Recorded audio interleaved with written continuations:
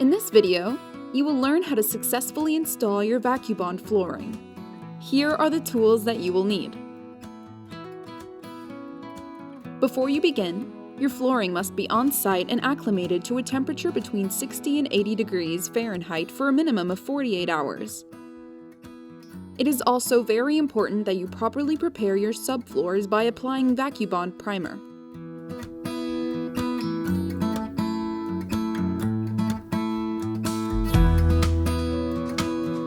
Once that is complete, determine your starting wall and board direction. We recommend an exterior wall as they are normally straight and square with the room. To start, open 4 to 6 cartons. It is crucial to work out of multiple cartons at a time.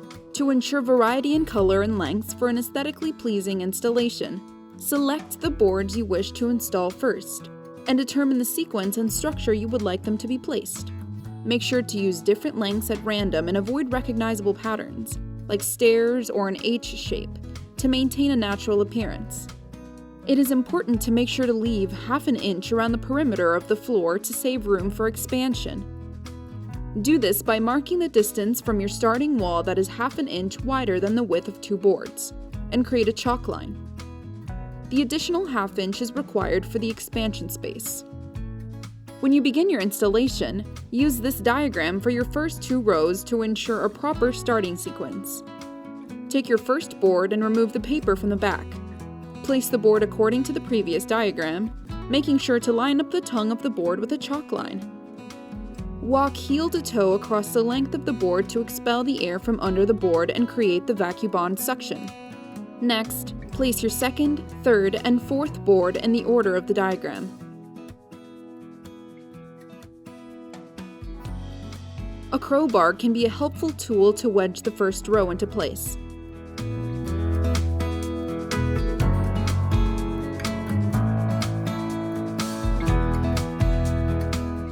The first 2 rows is the most important part of the installation.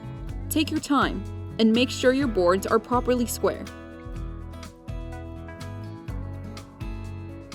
Use your tapping block to align the boards.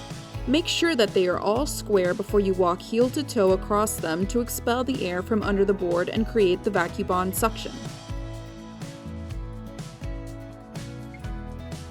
Cut off the end of the last board in each row and use it for the beginning of the next row if it is at least 8 inches long.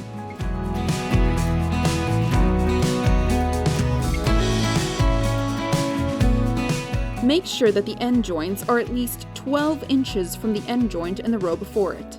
Repeat these steps for all subsequent rows.